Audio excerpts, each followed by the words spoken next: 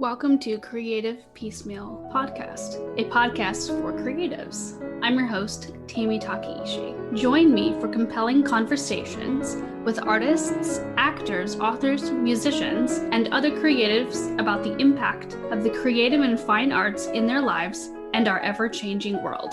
Thank you for listening.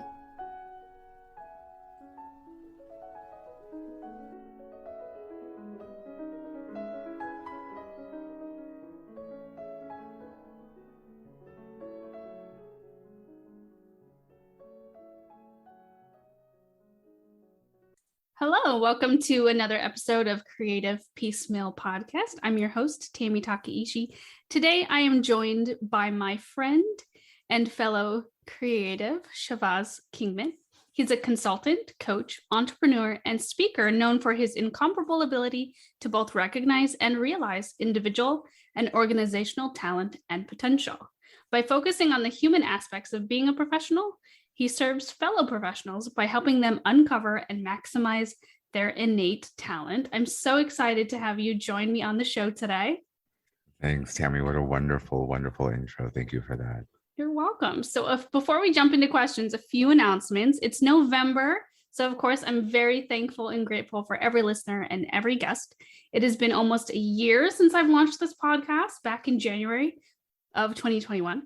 And it's been very fulfilling and rewarding. Just wanted to let you all know that I'm taking a short holiday hiatus to get some more interviews done and take a little break. But please watch the socials and my newly launched Patreon account for announcements, behind the scenes snaps, and more. If you'd like to check out the Patreon page, look for the link in the show notes. And I'm really excited about what's to come in 2022 and can't wait to share that. All right, Chavaz, you ready? I am ready, and happy 1-year anniversary. Congratulations on launching the podcast a year ago. It's been super fun. I bet. I hear the hardest part is just starting. So that is awesome. Congratulations. Thank you. So you are also very creative, and some people may not know, but you're very musical. And you've used that creativity to become an entrepreneur. But what else or who else has inspired you to move to that role? Yeah, that's a very interesting question. I think a lot of people have inspired me. Actually, for those who are listening who don't know, Tammy and I went to the same high school, and one of my high school teachers, her name is Miss Smith, was an English teacher who inspired me to combine not just my creativity, but also the aspects of being a professional into my day-to-day activities. So she was helping me with some competitive speaking, and she always kind of drilled in our heads that even though you may be a creative person, apply different aspects of professionalism in that, because you should still be a professional as you are being a creative. So she's definitely one of the people who have inspired me. My mother, unquestionably, my mother has always been not just a guiding influence, but somebody who has really contributed to, I even dare say, me being the man that I am today in so many incomparable ways that I could never, speak of anyone inspiring me without mentioning her. So definitely my mother, Miss Smith. Some of my other just teachers, I always say that too often we overlook the impact that our teachers have on us. And for me, my teachers, whether it was in grade school or in college, or even some mentors and teachers that I've had in my professional career, have all been major influences for me creatively and professionally. I would agree. Teachers really have such a wonderful impact. Mm-hmm. And it's so interesting, though. I was actually speaking to somebody who I know who teaches third grade. And, I was thinking there are so many teachers that I can think of the exact moment where the light bulb went off for me. And I think there are so many adults where we can think of those teachers who were those game changers for us, but how many of us actually go back and say thank you to those teachers? So I think sometimes I try to be intentional to, at least, especially with social media, reach out to some of the teachers I had and say, hey, FYI, I appreciate the impact that you made on my life, because that's such an admirable role in my eyes, I think such an admirable role. I definitely agree. And you talked about how Miss Smith taught you about professionalism. And I definitely think, especially in 2021 and going into 2022, entrepreneurs and creative people almost have to, if they're not already entrepreneurs, need that business savvy, professionalism, speaking skills, social media, and marketing. Do you have any tips or advice on people who are trying to really navigate those waters?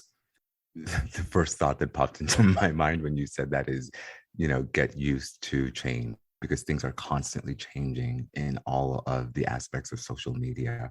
I was actually listening to Melody Hobson, who is George Lucas's wife.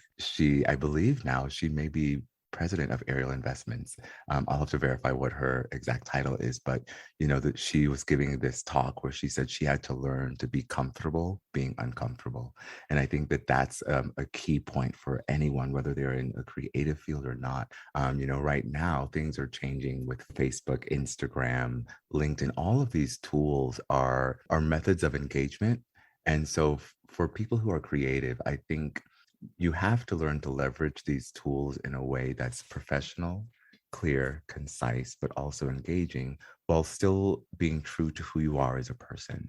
And I think that that's where some of the challenge can come in, because you see so many things where people just transform, or I guess dilute some of their authentic selves or their creativity to try to get in line with a perceived algorithm or a perceived trend. And so I think I would just tell people to kind of go against that grain, stay true to your authentic self, stay true to your creativity, and just be yourself, be flexible, be ready for the constant change that's happening. And yeah, I mean that's just the kind of preliminary random thoughts that just spewed out of my mind as you asked that question. So And that's really great advice. As we've seen, like MySpace has gone away many years ago, and then back when Facebook was new, there's definitely an evolution in connecting with people across the years.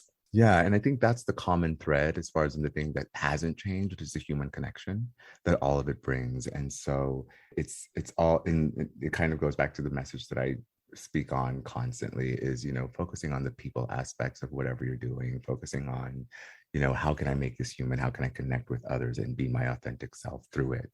Excellent. And speaking of connecting, did you have any barriers to reaching where you are in your career?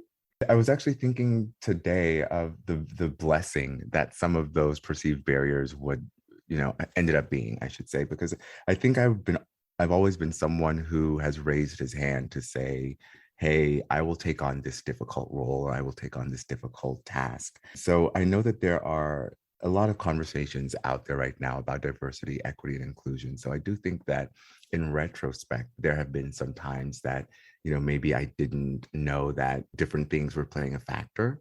And now that I have educated myself, I'm able to recognize when those things kind of arise more. So the best way to answer that question is that at time, and in the past, I don't think I always saw what those barriers were. I just kind of pushed through them because I was very focused on the goal.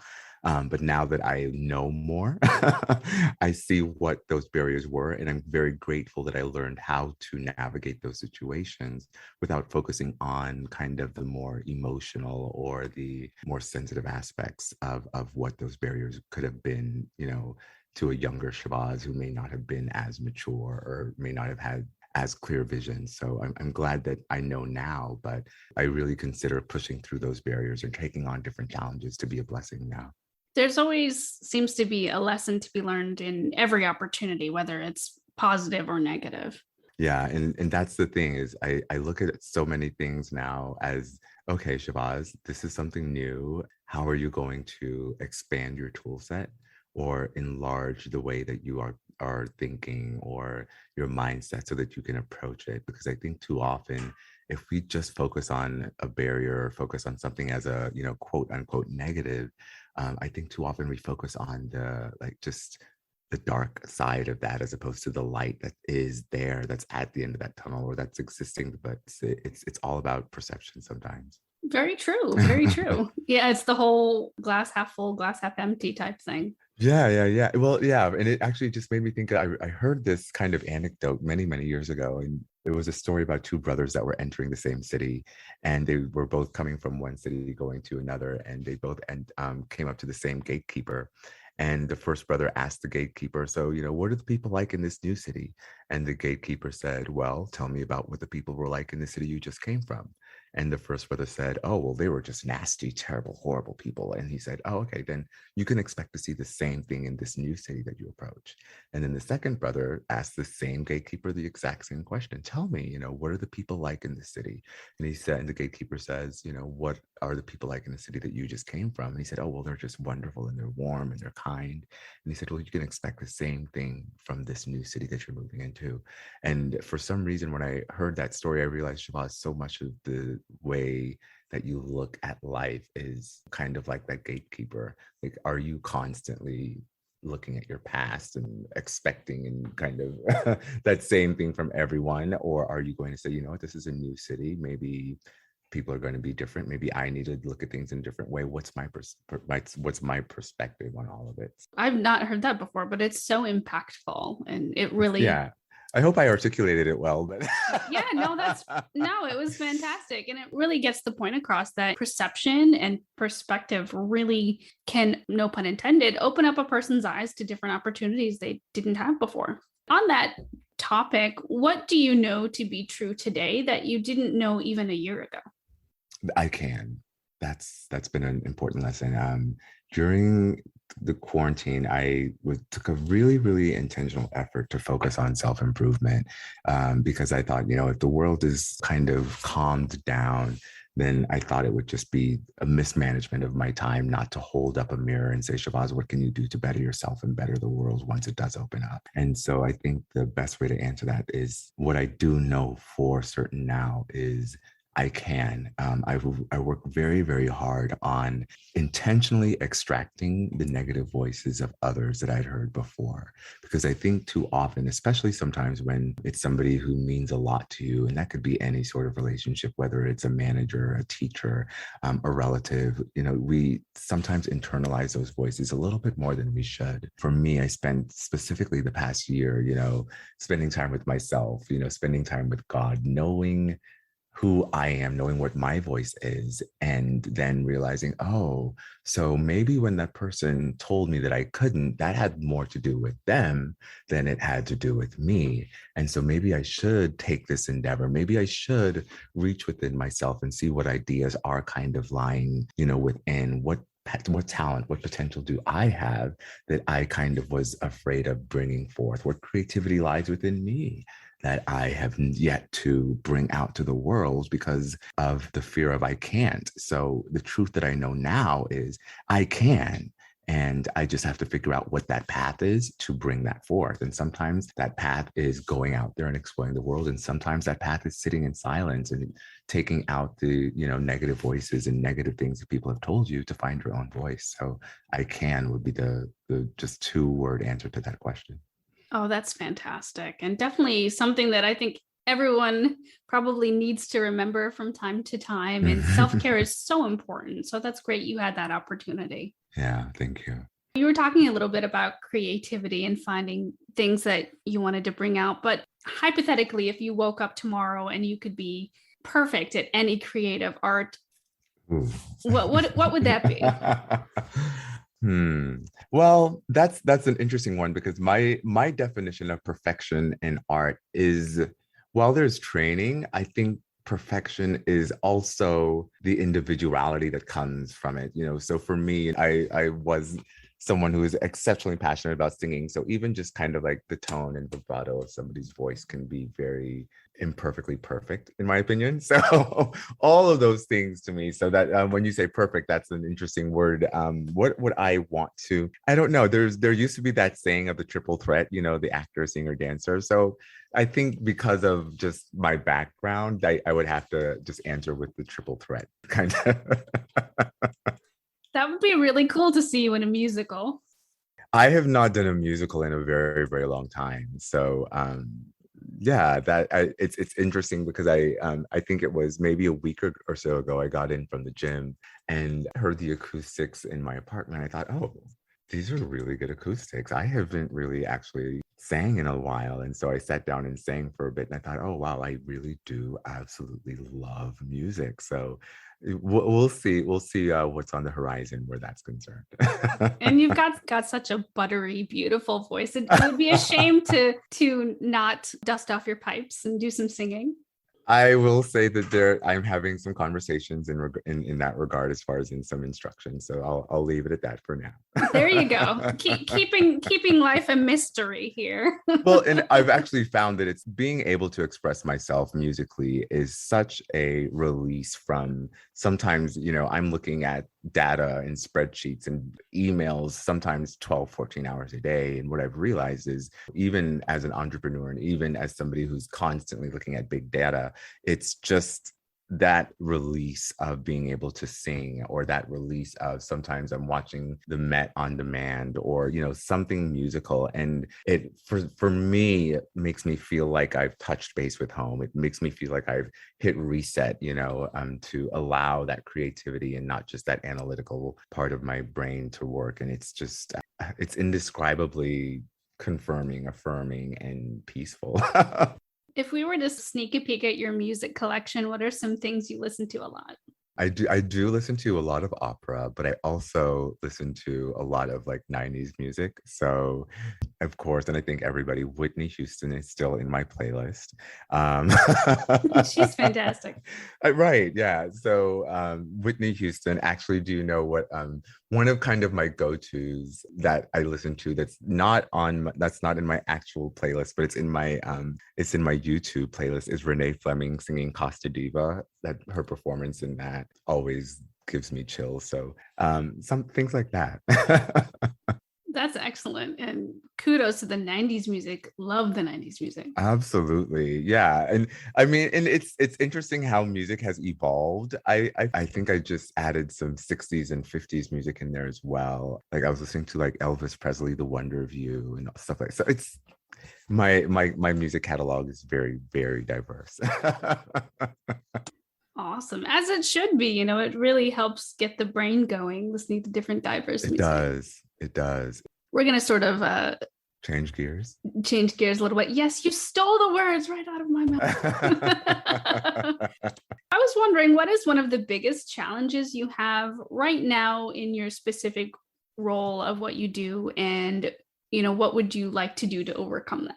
The challenges that I see right now aren't specific just to my role. I think the challenge that I'm seeing right now is, I think the challenge is global, and that is human connection. I think right now people are being burned out with Zoom meetings. As much as we like the digital face-to-face, I think that there's something about being physically in the room with somebody and gaining, like really gleaning off their energy and how things are going when you're physically in someone's presence. So I think that's a challenge that we're all facing as professionals.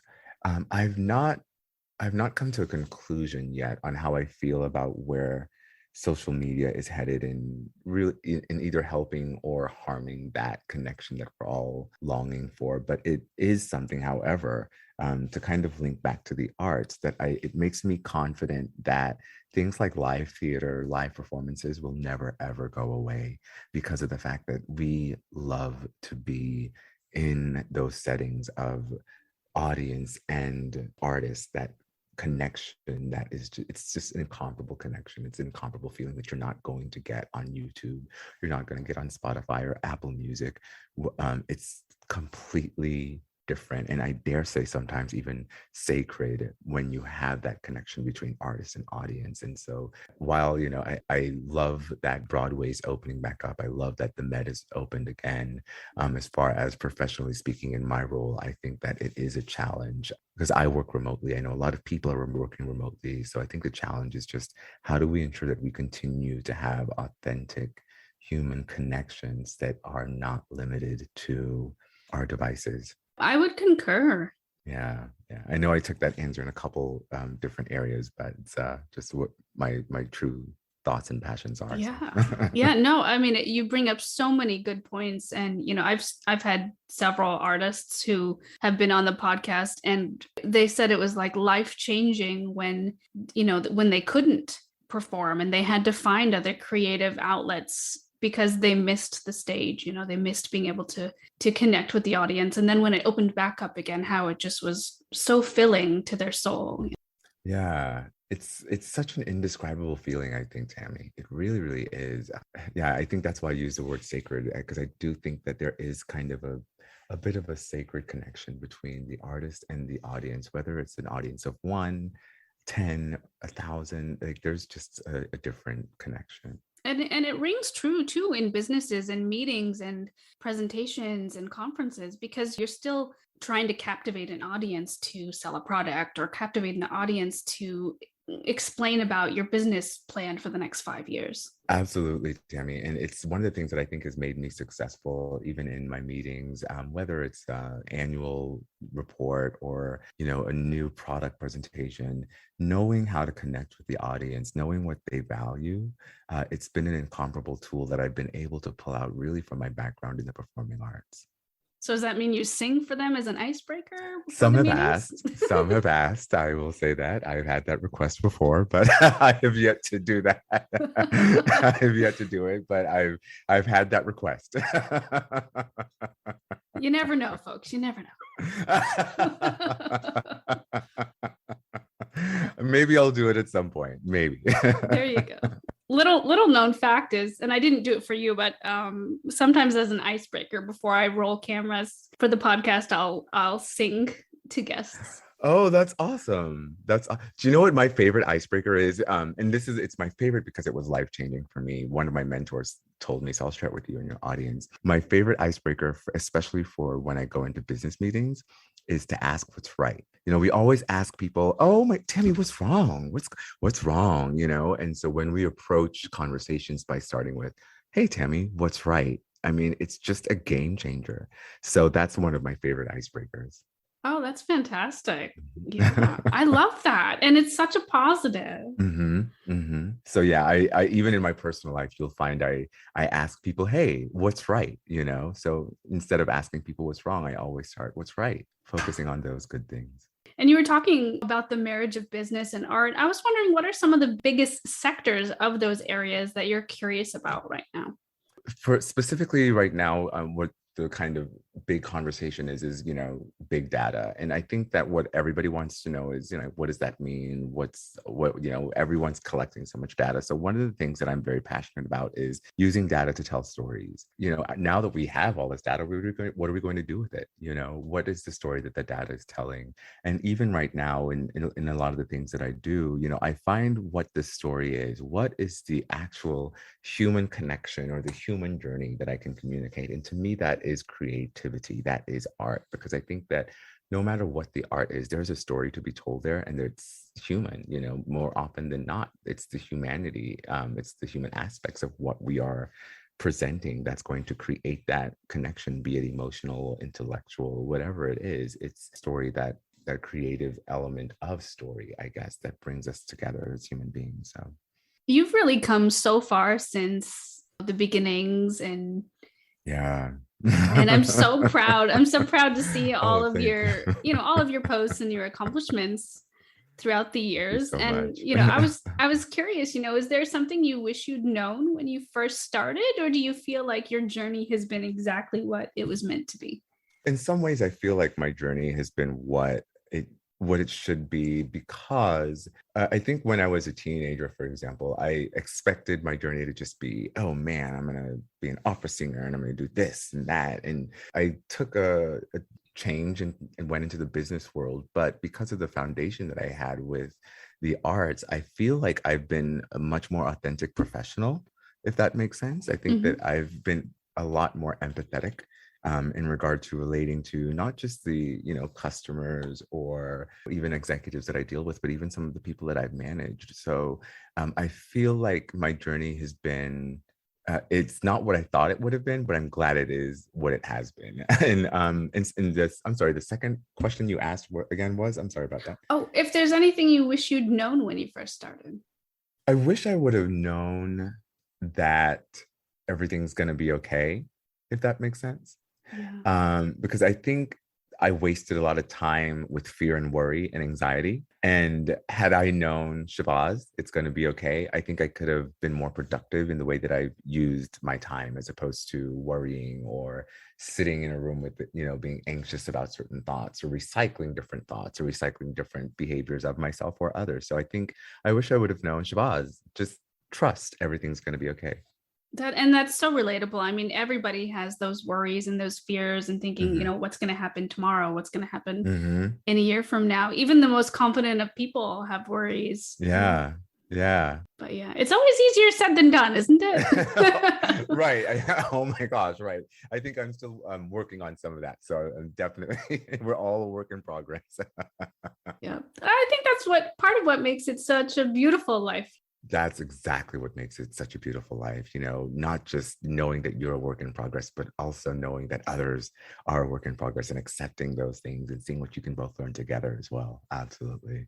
And speaking of that, what are some of the best resources you recommend for others wanting to better themselves or their businesses? Very often we overlook the things that are right in front of us. I admit, even recently, I sat down and kind of took an inventory of the books and the relationships that I already have. So when you talk about resources, the first thing that comes to my mind is relationship. Who are the people that you already know? I think very often, people come up with ideas and then they don't filter them through their immediate circle of friends or their immediate circle of colleagues. And I'm not saying filter in a way of, what to completely do away with, but filter in regard to iterate. How can I make this better? Or how can I at least collaborate with someone? So I think a great resource is your immediate circle of friends, your immediate relatives, your immediate colleagues.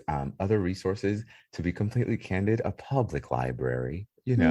So I think we are so blessed to have the resource of books. Yes, YouTube is great.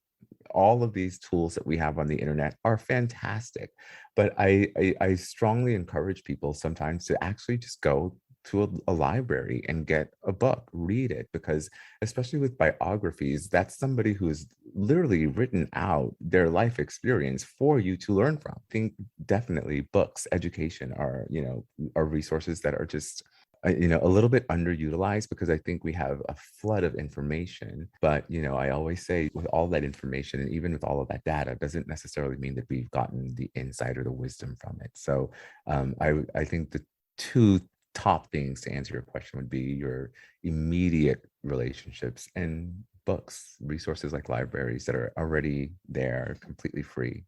And all the librarians listening to the podcast are cheering.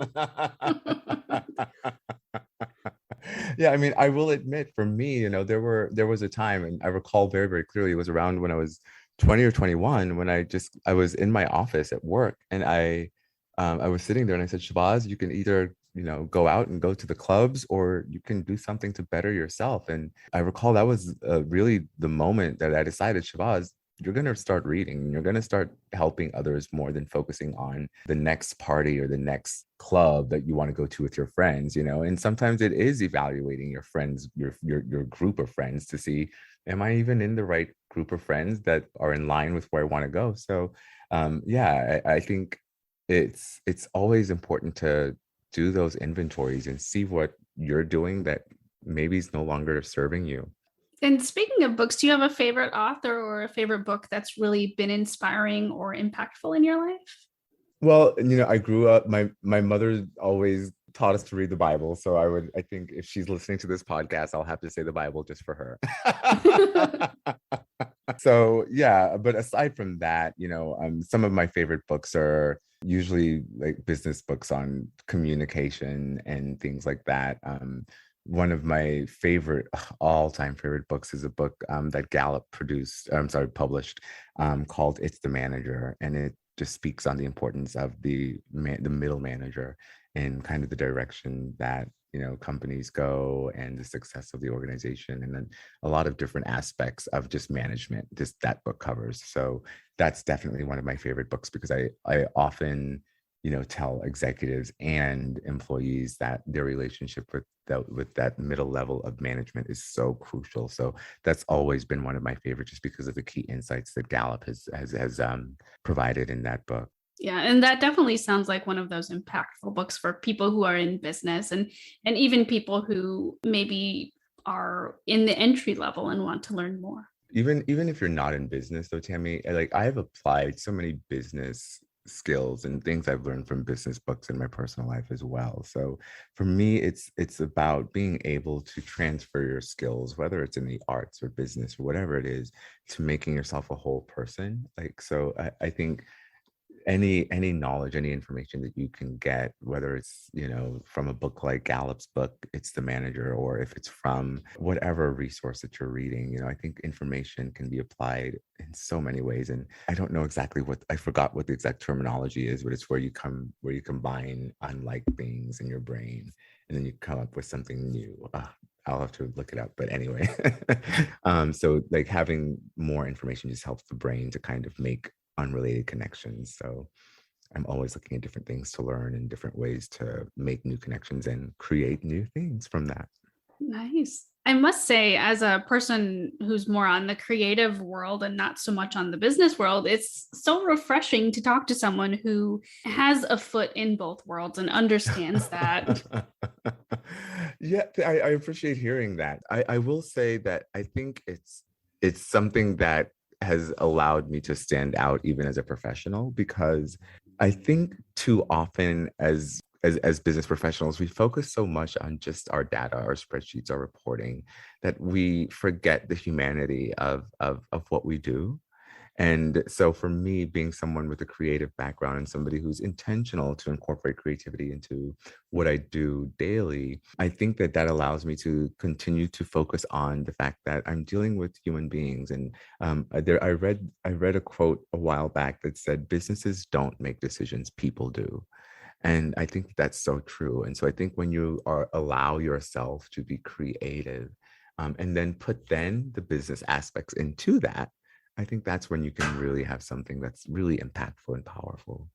I'm not a business person, but speaking as a person who's been an employee at various jobs in my life, I definitely think that, having the opportunity to, I guess, invoke creativity into the business, whether it's creative problem solving or creative business meetings, really helps to inspire employees and sort of buoy them through difficult times, or so there's not burnout.